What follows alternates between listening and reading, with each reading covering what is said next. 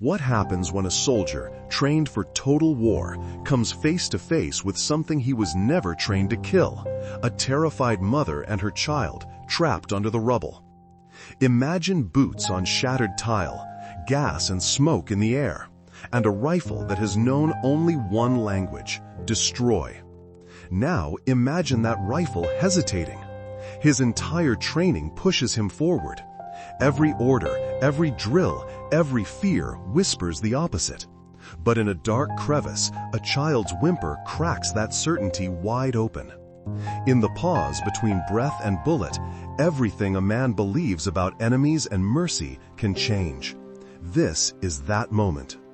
April 1945. The island of Okinawa is a hellscape of fire and steel, a raw, grinding theater where every ridge and ruined road is paid for in blood. This is the last great battle of World War II, an assault so vast and so brutal that it chews through soldiers and civilians alike. Artillery turns villages to ash, storm waves pummel beaches, and the air is thick with smoke and a constant metallic scream. There is no simple front line here. War unfurls into homes, caves, and rice paddies, and every small decision can mean survival or annihilation. Both sides pay a terrible price. Yet the Americans faced more than enemy guns. They faced an invisible weapon, a lie. Imperial propaganda had convinced Okinawans that the approaching soldiers were demons, rapists and torturers, beasts who would show no mercy. Leaflets, radio broadcasts, and local orders fed the fear. Families hid, refused to surrender, sometimes taking poison or grenades handed to them by their own soldiers rather than risk capture. What should have been rescue felt like a threat. That lie turned simple kindness into suspicion and every outstretched hand into a reason to die. The message is simple and brutal, drilled into every ear. Surrender is forbidden. To be captured is to lose honor. To die by your own hand, by a soldier's hand, by poison, becomes a sacred duty. Years of propaganda, leaflets, sermons, and whispers have turned fear into law. Neighbors hand out grenades with the same quiet certainty as rice. There is no gray area, only a black command that turns mothers into martyrs and children into witnesses. On islands like Okinawa, courage and coercion blur until choosing life feels like betrayal. That is the world Sachiko hides in now, where safety is unthinkable and mercy is the real danger. Shuri is ripped open by an American artillery barrage. The island becomes thunder and shrapnel. Sachiko Miyagi throws herself over little Yuki as their wooden house groans and caves in, dust like a second night. Timbers fall, tiles explode. Every breath tastes like smoke. They end up trapped beneath splintered beams, stunned, pinned as the world keeps collapsing around them. Buried beneath splintered beams and jagged tile, Sachiko is pinned in a pocket of dust and dark. The explosions blur into a constant roar, but it's not that making her chest hammer now. It's a sound at the edge of the rubble. Footsteps, close, measured. They scrape over broken tile, a rhythm that turns every breath into waiting. Someone is coming. The American demons have come. Sachiko curls tighter around Yuki, fingers digging into tiny shoulders as if she can fuse them together and make them indestructible. Smoke and dust taste like iron in her mouth. Every whispered warning from radio and schoolroom, faces of men twisted into monsters, stories of rape and torture, flood back, shaping the one thing she can see clearly. There is no mercy coming. She presses her cheek to her daughter's hair, hums a quick, useless prayer, and steels herself for what the propaganda taught her is honorable.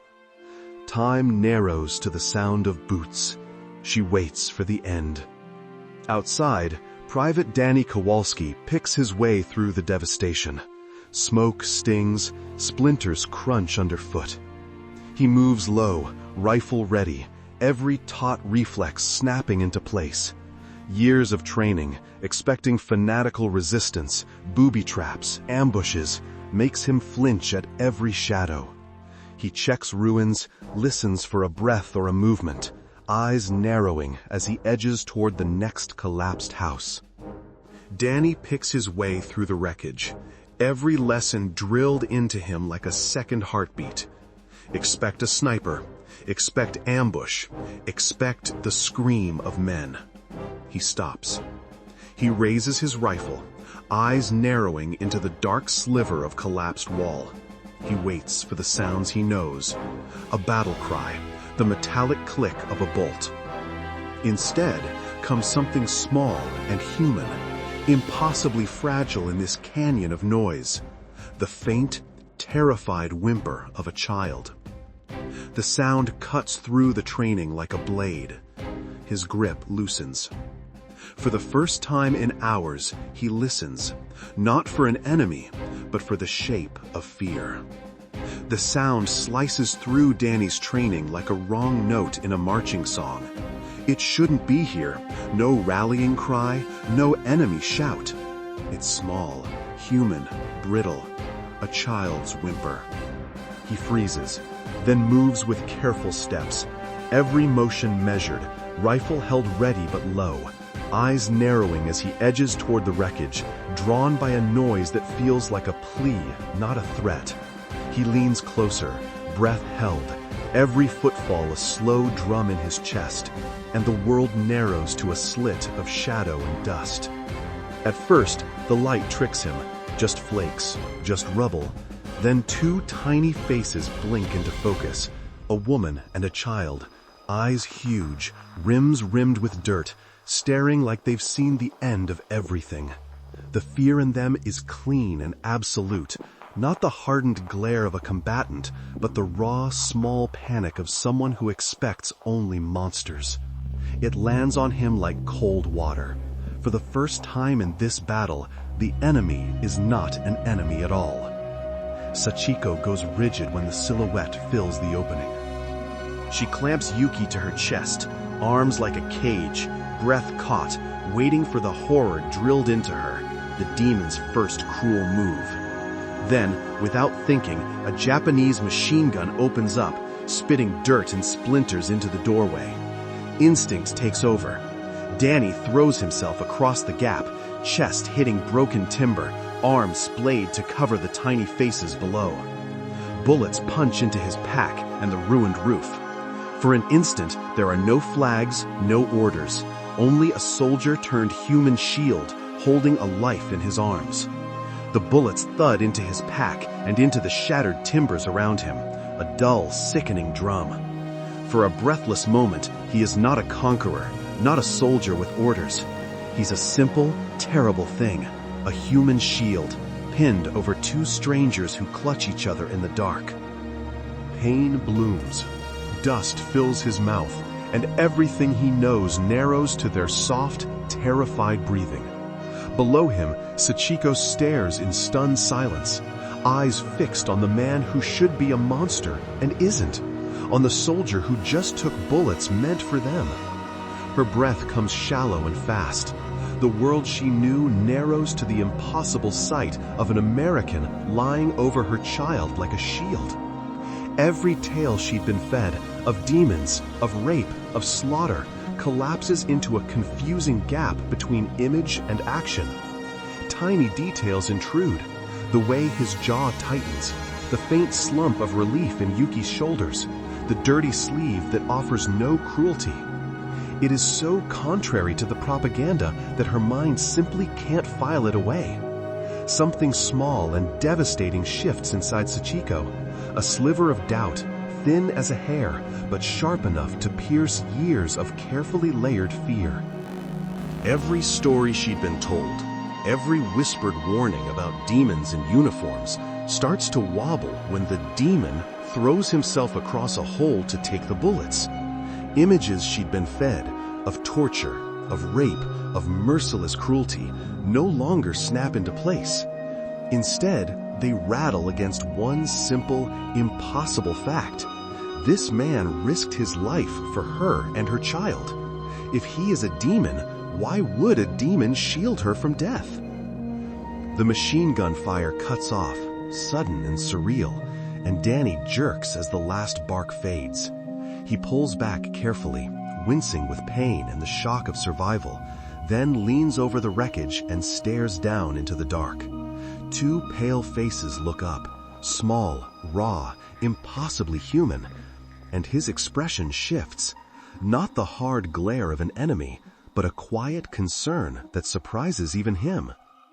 He doesn't move to finish them. Instead, he pauses, rifle idle, eyes asking a question no propaganda can answer. He lowers the rifle slowly, each inch deliberate, the clack of metal swallowed by the ruined hush, a gesture as plain as a raised palm. For a moment, there is nothing but the rasp of dust and the tiny, terrified breath of a child.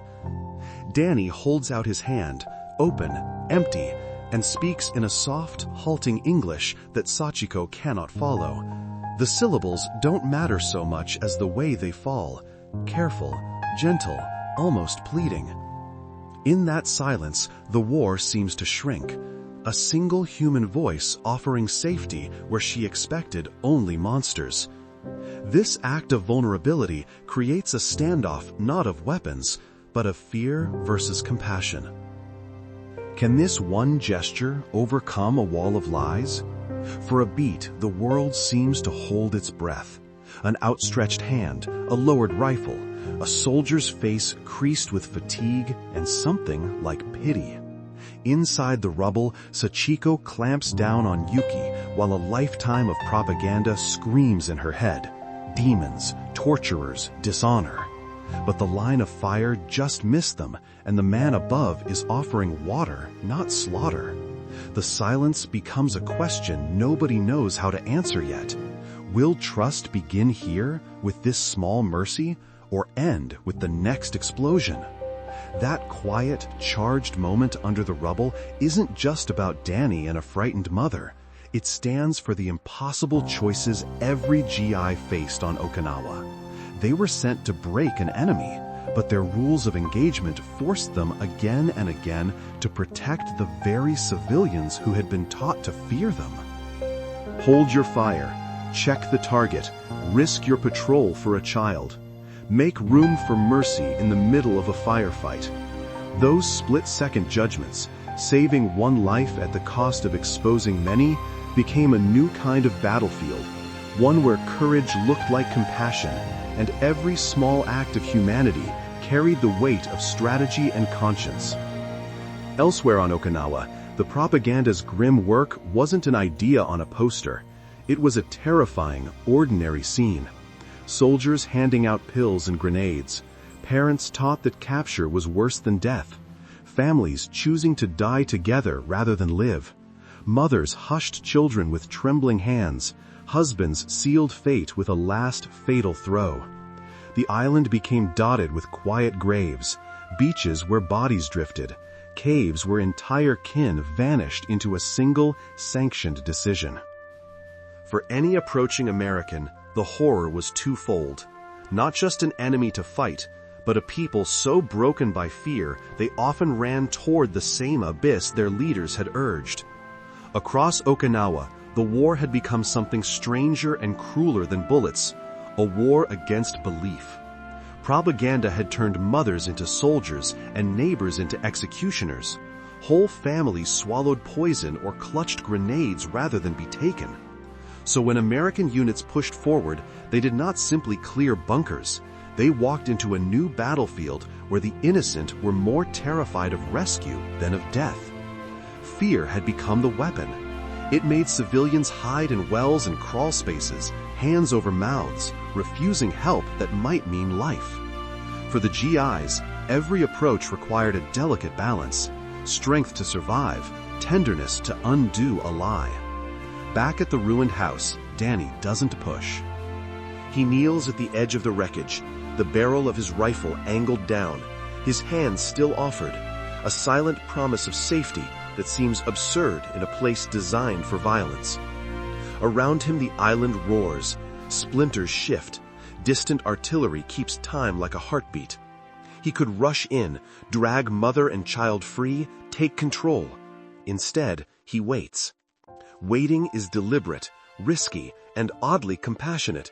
It hands the first move back to fear. In the dark, Sachiko's grip loosens, then tightens, the steady oddness of his patience cracking the plaster of her belief. He reaches into his pack, not for a grenade, but for his canteen. The metal glints. He tips it forward and holds it out, steady. Water. A basic necessity, offered without fanfare, without threat. It's a tiny, human thing in the middle of destruction, and Sachiko watches it like a miracle, torn between the horror she was taught and the quiet kindness in front of her. Sachiko watches him, her mind a war zone of its own, not from shells now, but from 1,000 small, insistent doubts that have nothing to do with strategy and everything to do with survival.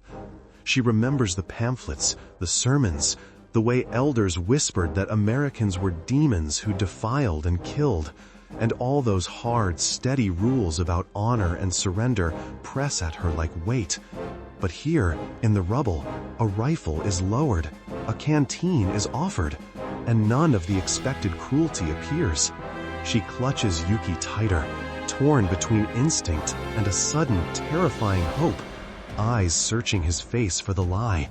And when she finds only tired gentleness, a crack opens, and he reaches into his pack. Danny fumbles in his pack like a man looking for permission, not supplies, and his fingers close around a scrap of chocolate, wax paper, a faint sweet smell, the kind of luxury they all remember from home. He doesn't offer it to Sachiko.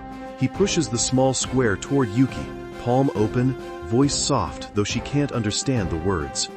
It's almost absurd, sugar and a smile against a continent of fear, but the choice is deliberate. Feed the child, reach the child, bypass the layers of propaganda with something simple and human. For a moment, the rifle and the rubble fall away. Only that piece of chocolate remains between them. This small act becomes the currency of kindness. The chocolate is more than sugar. It's a literal, tactile promise. Cold foil, a small square, the smell of cocoa that says there is safety in this hand. In a place where words mean nothing, a simple offering translates, "I am not your monster." It pierces propaganda like sunlight through smoke. Fear loosens its grip on a tiny finger. The soldier is no longer an enemy to be reviled, but a human who gives. And when one child accepts that ribbon of sweetness, the lesson ripples. Trust can begin with something as small as chocolate. Yuki's hand trembles at first, tiny fingers hovering over a dark square of chocolate, the wrapper crinkling like a secret. Then, drawn by hunger and curiosity, she inches forward and takes it. The motion is almost ridiculous in its simplicity, but in that slow, tiny reach, something seismic happens. Sachiko exhales, a sound that could be relief or disbelief, and the soldier above lets out a quiet, cautious smile, as if the world has briefly made sense. One chocolate bar does not erase years of fear, but it cracks the armor.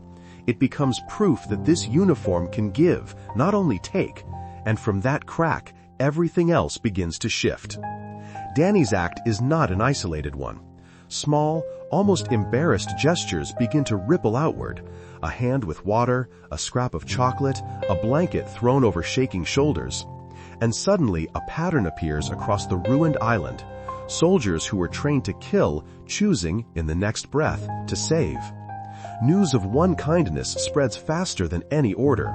Terrified villagers start to test the truth and find it holds. The propaganda's iron wall cracks, not with speeches, but with tiny, persistent acts of care. And as that pattern takes hold, another man steps forward, Private Tony Rizzo, and the rescue work grows bolder. Then there's Private Tony Rizzo. Haunted by images of civilian disasters back home, bombed-out neighborhoods and families caught in the crossfire, he can't just shoot and move on. He volunteers for the rescue runs, time after time, slipping through sniper fire, prying open cave mouths, hauling trembling parents and sobbing children into the light. He works until he's raw. Each pulled hand is one more refutation of hatred. His courage becomes proof. Even without words, small acts of mercy speak louder than any propaganda. Words can fail when two worlds collide, but people still understand being warmed, bandaged, and treated with care. A soldier doesn't need a translator to fold a blanket around a trembling child, to press a clean bandage to a bleeding hand, to crouch and meet a mother's eyes with a smile that says, "You're safe." Those tiny human actions loosen the grip of fear faster than any leaflet or speech. They crack open hardened suspicion, let a sob turn to something like relief, and buy seconds of trust. And in those seconds, a new kind of conversation becomes possible, one that real translators will soon turn into words. Then something else starts to happen. A bridge appears where words once failed. Japanese-American soldiers, the Nisei, step forward not as conquerors, but as interpreters of sorrow and promise. Among them is Sergeant Robert Yamamoto, a man with a Japanese name and an American uniform, who moves through the camps with a translator's patience and a neighbor's instinct.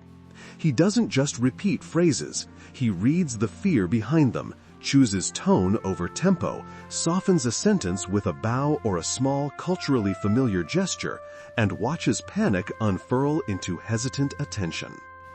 In those first tense exchanges, Yamamoto becomes proof that language can do more than explain. It can begin to heal. Sergeant Robert Yamamoto steps out in a rumpled American jacket, every inch a soldier, until he opens his mouth and Japanese pours out, calm and exact, the language of home. For the civilians crowded in the dust, the effect is electric, confusion, then a tremor of hope. Years of terror-filled rumors collide with the plain truth of a man who can both wear the uniform and call them by name. In that instant, the propaganda starts to crack, not with headlines or speeches, but with one voice saying, simply, "You are safe," and sounding, impossibly, just like someone they might have known. His presence proves the enemy has a human face, and sometimes it looks and sounds just like their own. When Yamamoto steps forward in an American uniform and speaks to frightened villagers in flawless Japanese, the wall of fear doesn't shatter all at once. It creaks, then cracks. Mothers blink, mouths hang open. Old men lower their heads, confused. The uniform becomes less a symbol of annihilation and more a strange mirror, a reminder that identities are messy in war. That single, ordinary conversation, an interpreter's gentle words, a familiar cadence, becomes the seed of trust, the smallest rebellion against a government built on lies. One by one, terrified families step out of the shadows and into a strange new order, led not by shouting officers, but by quiet soldiers and Japanese-speaking Nisei who point the way. Sachiko clutches Yuki as they shuffle past rows of canvas shelters, past men handing out blankets, past medics checking for wounds and hunger. There's a lineup for water, another for food, a place where a tired child is handed a scrap of candy. Everything is organized, calm, almost shockingly ordinary after the chaos.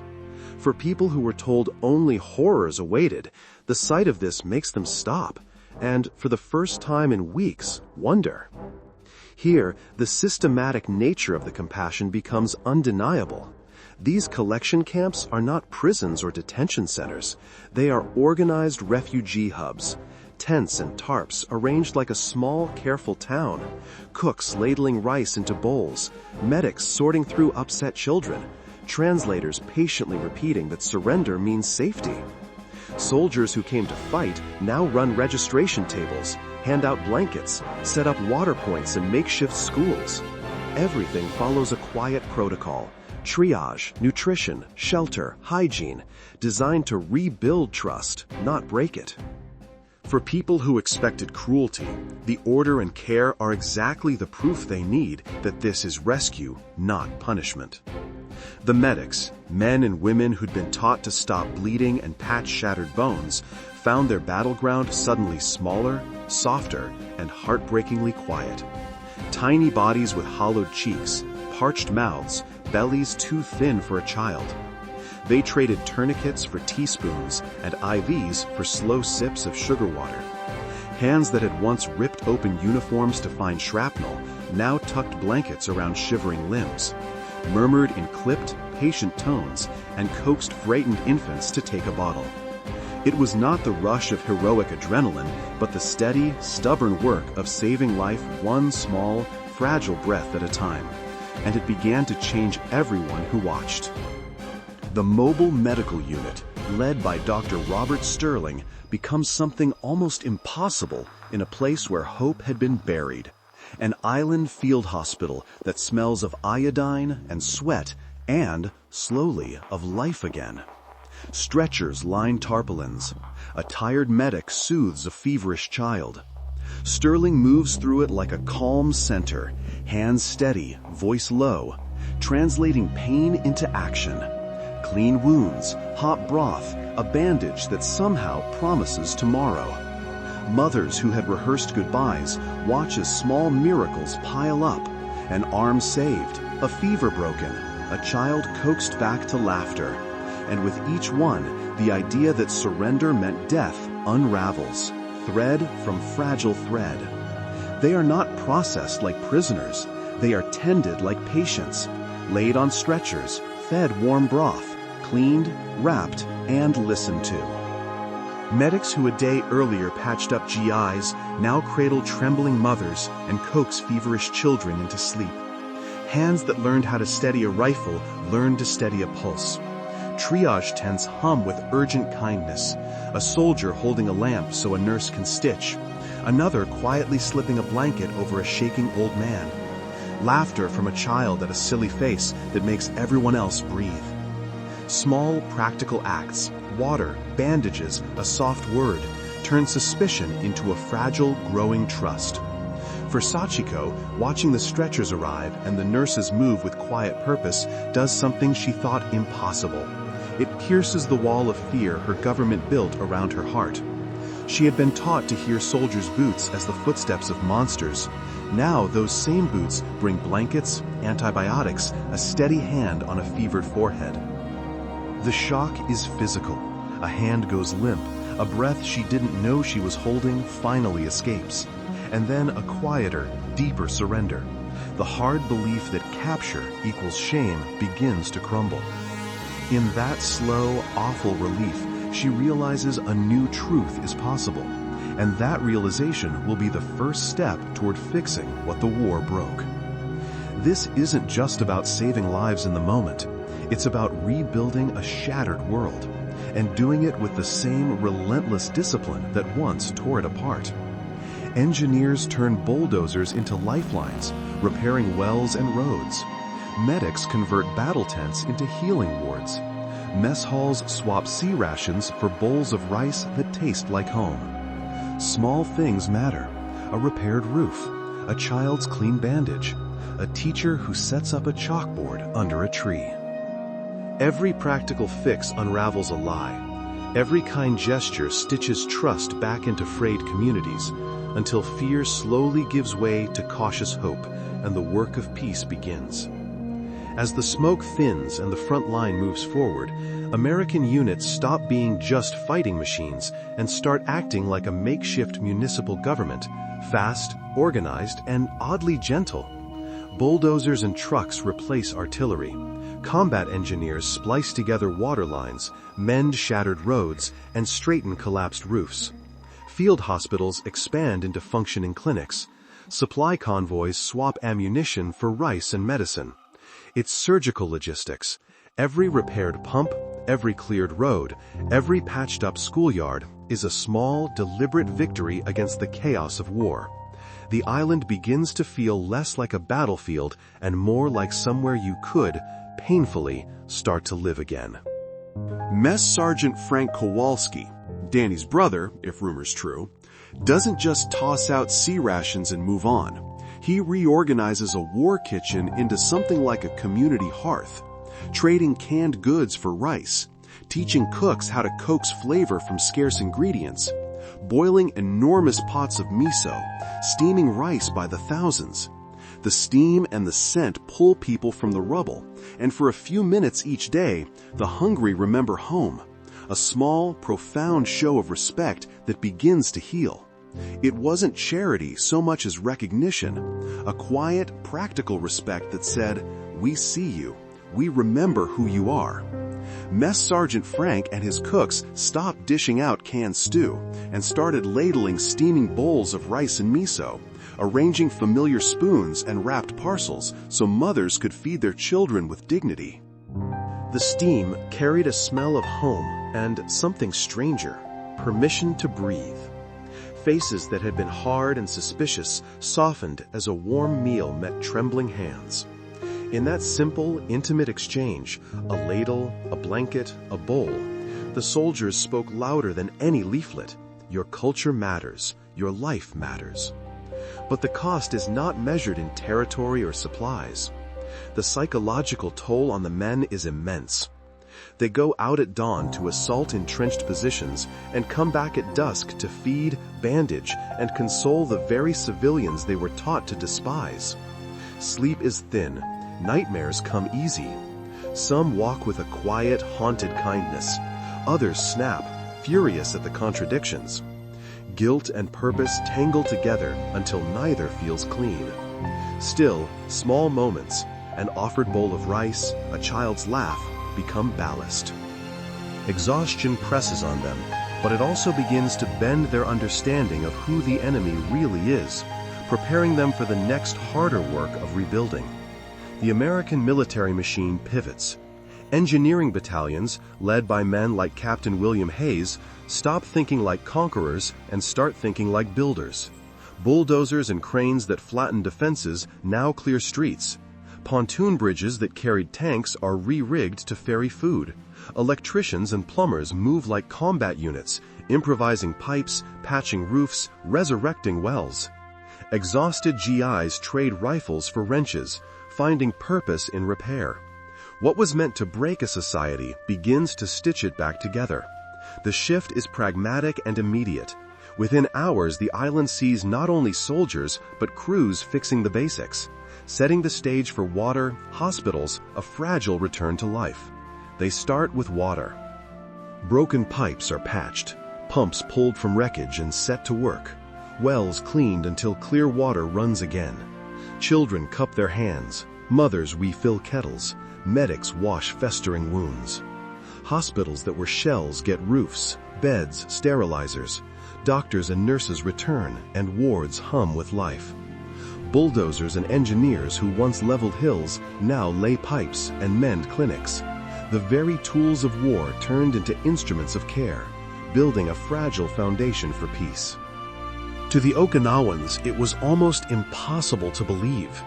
People who had been told to fear, to hide, to die rather than be taken, now stood and watched as the men who could have flattened their villages were fixing the wells, patching the roofs, and unblocking the hospital wards. Soldiers in dust-streaked uniforms hauled lumber and laid pipes. Medics set up cots and checked fevers. And for the first time in months, children saw clean water run from a tap, and women dared to let down their hair, if only a little. The force that had been pure destruction was, in a single brutal pivot, offering not vengeance, but the raw tools of a future. As pipes are fixed and hospitals hum again, the Americans set up classrooms. Crude at first, tarps and rough benches, but real, warm spaces where children can be children. School supplies arrive in neat boxes.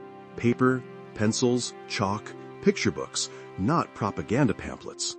The curriculum is careful, designed to teach reading and arithmetic while honoring Okinawan language, stories, and customs, not to erase them. Teachers, some Japanese-American interpreters among them, learn to listen before they teach. Parents watch with a stunned, fragile hope. And in one open-air room, a small hand curls around a new book, clutching it like a miracle. Yuki sits on a low bench, her small hands wrapped around a battered book like a lifeline. Sunlight catching dust motes that dance above the open-air classroom. Someone has drawn crude characters on a scrap of board, a teacher's soft voice pronouncing them as if coaxing a frightened bird. Her fingers trace the page, the way they once traced her mother's sleeve. Hesitant at first, then steadier, breathing slowing, shoulders unclenching. A slow, stunned grin edges into her face, then a laugh, quiet and unbelieving. For the first time in months, she isn't merely surviving. She is a child again, learning, imagining, ready to play. The open-air classroom fills, first with whispered recitations, then with the unsteady, joyous chaos of children at play, clapping hands, a shriek of laughter, the slap of small feet on packed earth. Each sound bounces through the camp and into the tents where parents sit, rigid with years of fear, and something in them loosens. Laughter becomes its own kind of medicine, light and relentless, chipping away the thick shell of propaganda, until eyes that once saw demons now see children. Mothers and fathers glance at one another, bewildered, then smile. For the soldiers watching, the sound is proof. Trust can be built not by orders, but by the simple music of play. Trust, once unthinkable, begins to grow. Sachiko sits at the edge of the camp clearing, dust still in her hair, and watches Danny, the same soldier who shielded her, kneel and fumble through a clumsy game with a cluster of children, turning brokenness into laughter. The sound is small, ridiculous, impossible. A child giggle, a shouted squeal, a hand caught and freed. With each round, her chest loosens. The tight, terrified knot of propaganda and fear loosens thread by thread. She watches his hands, patient and awkward, offering nothing but play. And for the first time, she understands that the men in uniform are not monsters. The propaganda about American brutality doesn't crumble from a counter-argument. It falls apart under the weight of evidence. Boots offering water, a medic leaning over a fevered child, a soldier trading a square of chocolate for a trembling hand, a Nisei interpreter whispering, "You're safe," in a mother's own language. These are not speeches, they are receipts. Warm rice, a clean bandage, a repaired well, an open-air classroom where children laugh for the first time in months. One small, undeniable mercy at a time. The lie has nowhere to hide, and that truth begins to travel, quietly, urgently, from village to village. Word spreads like wildfire from village to village, carried not by flyers, but by the people who live to tell the tale. Parents with children in their arms, elders with bandaged hands, farmers who walked for miles. They tell the same simple, impossible story. Surrender does not mean death. It means food, medicine, a warm blanket, a bed for the fevered, and hands that will lift you from rubble instead of pushing you into it. Rumors harden into reality as neighbors drag one another to the nearest American lines, eyes wary at first, then widening with the slow, dawning relief of those who discover the thing they feared was never true. Word of mouth turned into a quiet revolution. One rescued family told another. One child's laugh carried the message into the next village, and soon whole groups of civilians were walking toward American lines with palms open and eyes searching for mercy instead of finding demons. Leaflets fluttered uselessly from the sky. Lived experience did the convincing. Scenes that used to end in silence now ended in lines. Women clutching bundles, elders leaning on sticks, children darting ahead to call out that it was safe. Each surrender, a small, undeniable proof that the world they'd feared had changed, and that safety, not slaughter, waited beyond the rubble. For the American soldiers, the island became more than a battlefield. It became a mirror. Men who had drilled for one thing, precision, suppression, the clean math of victory, found themselves doing something stranger and harder, choosing mercy. They bandaged wounds they might once have caused. They shared rations with hands still smelling of gun oil. Nights were the worst. Silence giving way to memory, to the faces they'd saved and the faces they'd sent into shells. Reconciling the role of instrument of destruction with that of reluctant savior wasn't a single decision. It was a slow, grinding change of identity, a moral reckoning that would follow them home long after Okinawa was quiet. Many soldiers, like Danny, came out of Okinawa not just with scars, but with a new, unbearable clarity. They had been trained to see an enemy. They had been fed a simple, brutal script. Then a child reached for a piece of chocolate. A mother watched a rifle become a shield. Small human acts, water, a blanket, a word, started to unravel everything they thought they knew. It didn't erase the violence they'd seen or done, but it forced them to look. The people on the other side were not faceless. They were frightened, grieving, alive. Danny carried that contradiction home. Guilt, wonder, and a quieter courage to protect life where he could. Proof that war changes you in ways beyond victory or defeat. For Okinawan survivors like Sachiko, the shift was seismic and quiet at once. Years of fear colliding with the simple shock of being saved by the very people they'd been taught to hate. They watched soldiers throw themselves in front of gunfire, pass water and chocolate to children, mend wounds and rebuild wells. And the disbelief that followed did not harden into suspicion so much as melt into awe. It was a slow, stunned gratitude, tentative smiles, hesitant questions, a child's laugh that broke the ice. That awe didn't erase loss, but it rearranged it, planting a fragile, stubborn seed that would prompt a larger, unavoidable question. And in that disbelief, something larger becomes clear. War's noise could shatter houses and redraw maps, but it could not erase the quiet, stubborn fact that behind every uniform and every slogan there are living people, scared parents, exhausted medics, soldiers who choose kindness in the middle of fire. That truth, forged in small gestures, a thrown body shielding a child, a scrap of chocolate offered by a trembling hand, refused to be extinguished. It grew into something contagious, trust, then care, then the fragile first steps toward peace, proving that humanity can outlast the darkest orders and the deadliest lies. On the maps and in the dispatches, Okinawa went down in ink as a victory of overwhelming force, a brutal, necessary triumph of logistics and firepower. But the peace that followed was earned in quieter, harder ways. It was in the soldier who threw himself over a hole to take the bullets meant for a mother and her child, in medics who traded battlefield triage for feeding and mending, in cooks simmering rice and miso for terrified strangers, in makeshift schools where children learned to be children again. Those small, risky acts chipped away at fear and propaganda, and from them grew something steadier than conquest, trust, healing, and the fragile, lasting promise of friendship. In the end, true strength wasn't measured by how many guns you had or how many bunkers you leveled. It was measured by the courage to save.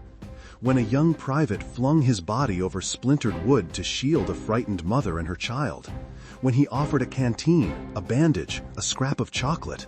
When engineers turned tools of war into taps and classrooms.